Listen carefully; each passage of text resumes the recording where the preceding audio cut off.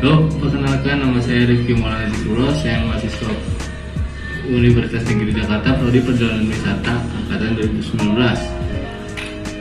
Buat kalian yang udah klik video ini, kalian beruntung banget karena saya bakal menyampaikan informasi tentang dampak COVID-19 ini terhadap pariwisata global. Sebenarnya saya membuat video ini untuk memberikan informasi pada teman-teman semua dan juga untuk menyelesaikan tugas saya dari mata kuliah Geografi Pariwisata. Dosen saya itu Butami. Oke. Yuk kita mulai membahasnya. COVID-19. Sebenarnya COVID-19 ini telah disepakati pemerintah bahwa pertama kali muncul itu di sebuah pasar di Wuhan, di Hubei tepatnya. Di sana banyak diperjualbelikan satwa liar untuk makanan. Dan Wuhan juga dipercaya sebagai pusat wabah awalnya corona ini bermula. Hal ini berdasarkan data 41 kasus pertama pada Desember 2019 yang 66%-nya sudah memiliki kontak dengan pasar yang ada di Hubei tersebut. Ada juga yang menyebut kalau virus ini muncul dari kebocoran laboratorium penelitian di kota tersebut, namanya Wuhan Institute of Virology. Nah, di laboratorium ini memang ada penelitian virus corona dari kelelawar, dan penelitian ini dirancang untuk mencegah pandemi seperti SARS agar tidak terjadi lagi. Nah, karena adanya virus ini, banyak penerbangan yang terhambat dan juga pembatalan dari penerbangan ke Cina ataupun keluar Cina. Oleh karena itu industri pariwisata mengalami dampaknya. Sebagai contoh kita lihat industri pariwisata di Indonesia juga sudah terkena dampaknya. Contohnya dari beberapa destinasi Indonesia yang populer yaitu Bali, di Jogja, dan Lombok mengalami penurunan pengunjung yang cukup drastis. Dan Bali adalah salah satu destinasi yang paling terkena dampaknya.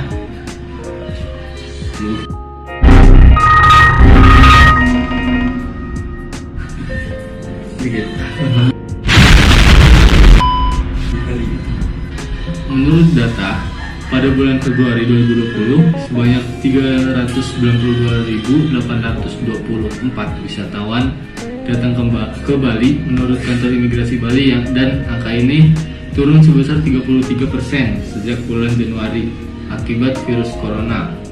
Dan jumlah wisatawan Cina ke Bali pun berkurang drastis.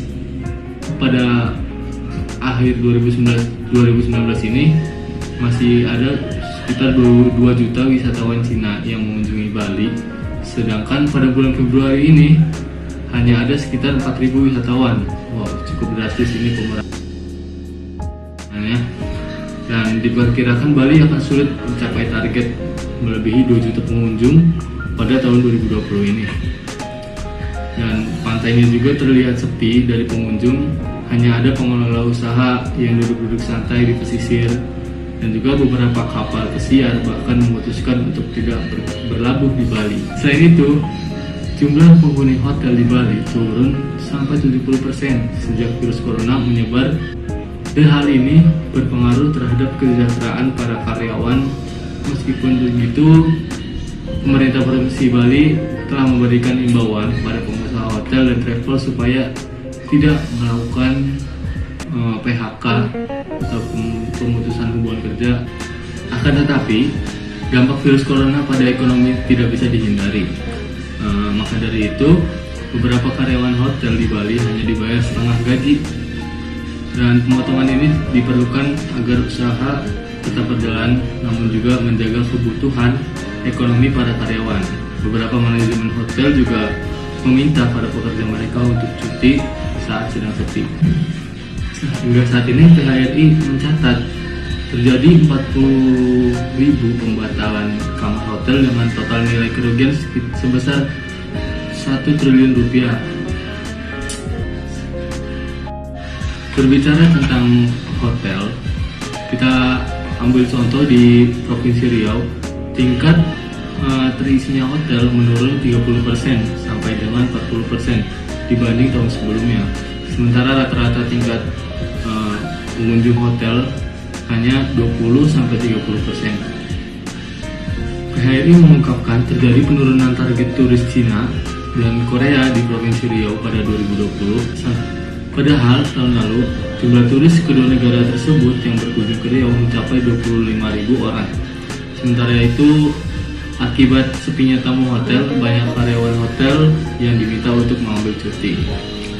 Dan PHRI juga memperkirakan kondisi ini akan memperburuk jika tingkat pengunjung hotel ini terus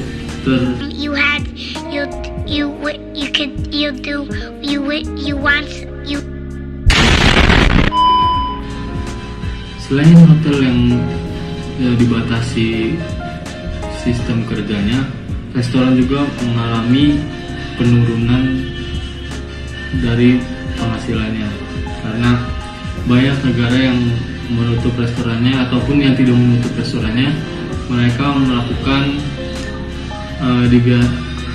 tetap membuka restoran itu, namun pelanggan yang membeli makan itu membawa pulang makanannya dan dimakan di rumah masing-masing, sehingga tidak ada orang yang berkumpul atau berkerumunan di restoran tersebut. Oke. Nah, dari beberapa banyak omongan yang saya keluarkan, saya tarik kesimpulan bahwa coronavirus ini ditemukan di Wuhan yang akhirnya pun mendunia.